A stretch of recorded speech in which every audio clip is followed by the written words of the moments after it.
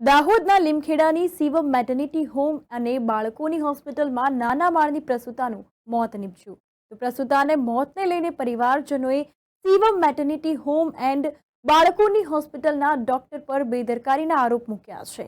થોડા સમય પહેલા પણ લીમખેડા નગરમાં સ્ત્રીરોગ નિષ્ણાંત તબીબોની બેદરકારીને કારણે સગર્ભા મહિલાઓની મોતનો સિલસિલો લગાતાર વધી રહ્યો હોવાની લોકબૂમો પણ ઉઠવા પામી છે.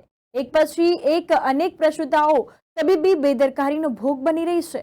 લીમખેડા તાલુકાની અભણ અને આદિવાસી પ્રજાના જીવન સાથે તબીબો ચેડા કરતા હોય તેમ લાગી રહ્યું છે. તો માતા મરણનો આંક વધી રહ્યો છે.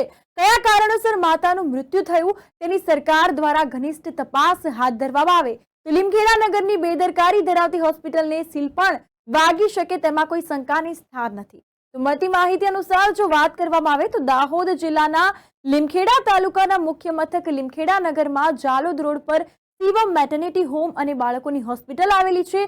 તારીખ 20/4/2024 રોજ લીમખેડા તાલુકાના નાના માળના ભરવાડ ફાળિયામાં રહેતા રાયસિંગભાઈ પારગીની પત્ની નૈનાબેનને વહેલી સવારે પ્રસૂતિની પીડા ઉપડતા તેઓને શિવમ મેટર્નિટી હોમમાં દાખલ કરવામાં આવ્યા હતા. ડોક્ટરે મહિલાના પરિવારજનોને જણાવ્યું કે હાલ કોઈ તકલીફ નથી એમ જણાવ્યું હતું. તો બપોરના 11 વાગ્યા સુધી રાખવામાં આવ્યા અને જણાવ્યું કે હવે ઓપરેશન કરવું પડશે. પરંતુ પરિવારજનો પાસે નાણાં ન હોવાથી ત્યાંથી રજા લઈ બીજી સારવાર માટે લઈ જવામાં તૈયાર થયા. ત્યાંના ડોક્ટરે કીધું આપની પાસે જે રકમ છે એમાં ઓછા પૈસામાં ઓપરેશન કરી આપીશું એવી લાલચ આપી અને ઓપરેશન માટે બેભાન કરવાની સીસી સૂંઘાડવામાં આવી. પ્રસૂતાનું ત્યારે મોત નીપજ્યું છે, પરંતુ ત્યાંના હાજર તબીબોએ એમ્બ્યુલન્સ બોલાવી પરિવારજનો સાથે ધક્કામુક્કી કરીને દાહોદ ઝાયડસમાં રિફર કર્યા. તો દાહોદ ઝાયડસના તબીબે જણાવ્યું છે કે અહીંયા આવ્યા પહેલા જ આ મહિલાનું મૃત્યુ થયું છે. આ અંગે પરિવારજનોને પ્રસૂતાની સાથે એમ્બ્યુલન્સમાં તબીબો દ્વારા કેમ લઈ જવામાં ન આવ્યા અનેક સવાલો આ બાબતે ઊભા થયા છે.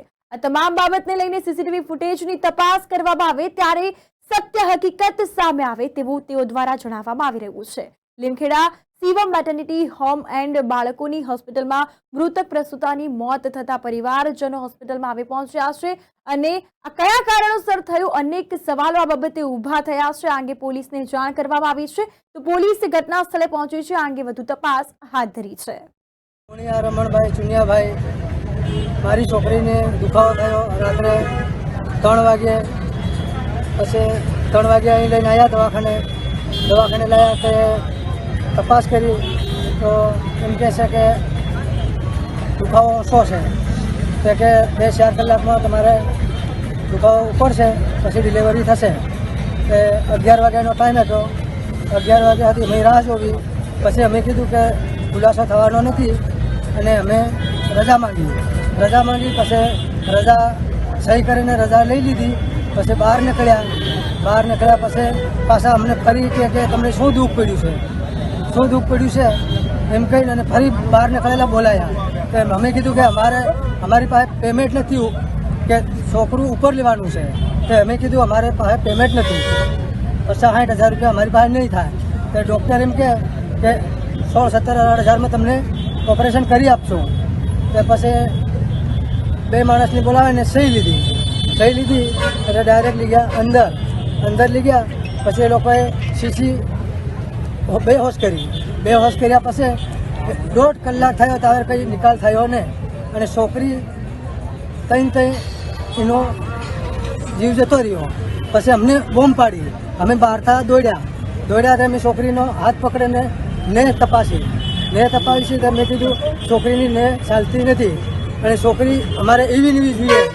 તે એ લોકો ઝોળામાં ઘાલે અને ગાડી બોલાવીને લઈને ભાગી ગયા અને અમને બી અંદર નહીં બેસવા દેતા. એ ગાડીમાં લઈ ગયા ત્યારે તમને જાણ કરી? ના, નહીં કરી. તમને એવું કીધું કે તમારી છોકરીને દાહોદ લઈ જવી છે? ના, નહીં કીધું. ડાયરેક્ટ દવાખાને એ લોકો ઓપરેશન વાળા સાહેબ લઈ ગયા. તો તમને કઈ રીતે ખ્યાલ હોય કે તમારી છોકરીનું મરણ થઈ ગયું છે? મરણ થઈ ગયું તે અંદર મેં તપાસ કરી કે છોકરીને કઈ છે નથી, ધડકો હડકો કઈ જ નહીં હતો. તે અમને કીધું જ નહીં કે ચાલો તમે જોડે એમ. એ લોકો લઈને ભાગી ગયા. તમને કોઈ પણ જાતની જાણ નથી કરી? ના, જાણ નહીં કરી. ચાલો બેહો એમ નહીં કીધું. રમેશભાઈ દલસિંહભાઈ રાત્રે ભાઉભાઈની વહુ 3 વાગે દવાખાને લઈને આવ્યા એટલે ગાડી દાખલ કર્યા. પછી ડૉક્ટરે કીધું કે છોકરીનો દુખાવો ઓછો છે એટલે મેં કીધું એટલી વાર લાગશે સાહેબ કે 2 થી 2 કલાક લાગશે. એમ કરતાં કરતાં ટાઈમ વીતી ગયો કે 10 વાગ્યા 10 વાગ્યા એટલે પછી મેં કીધું સાહેબ કેવું છે કે હવે થોડો દુખાવો ઉપડે છે એમ કહેતા મેં કીધું સાહેબ કે પછી ના પડતો હોય તો અમને રજા આપી દો એમ કહેતા એમ કીધું કે ના દુખાવો થાય છે. કે બીજું કંઈ કે છોકરાનું કે માથું આવતું નથી. તો કીધું સાહેબ રજા આપી દો, અમે ગમે તે ત્યાં ગાડી દવાખાને દાખલ કરી શકું. બરાબર. તો એ લોકો કે સહી કર દો, સહી કરો એટલે મેં સહી કરી અને પછી એણે બહાર નીકળી આવ્યો અને આ લોકોને અંદર બોલાયા કે ચાલો સહી કરો એમ કરે.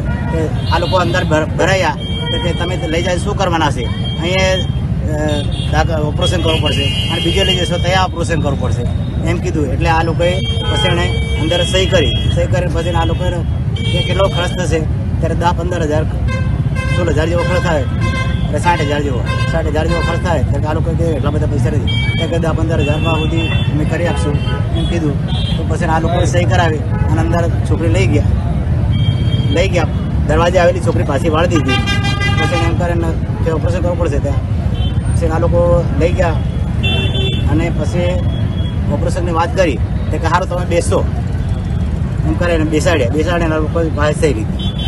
અને પછી 1-2 કલાક 2-3 કલાક થયા એટલે છોકરીને ડૉક્ટર આવ્યા બહારથી એટલે અંદર ગયો સીસી સુંગાડીને પછી છોકરીને ભાન ના આવ્યું. તો પછી આ લોકો મેં કીધું શું થયું છે એમ કરીને અંદર ગયો તો છોકરીને બેભાન થઈ ગઈ. પછી આ લોકો દોડી કરે એટલે મેં કીધું શું થયું છે એમ કરીને હું જોવા ગયો કે પેલો ખાટલી જેવું એ લઈને આવ્યા એમ ગાડી લઈને આવ્યા એટલે મેં ગાડી બેસાડી લઈ ગયા દવાખાને. કે તમે શું કરવાના છે કે જવા દો દવાખાને જીવાડી છે મળવા દેવી છે એવું કીધું. અને તમે પોલીસને જાણ કરી આ બાબતની? ના નહીં કરી સાહેબ. કે તમારી છોકરી કે બહુ મરી ગઈ કોઈ ફરિયાદ આપી? ના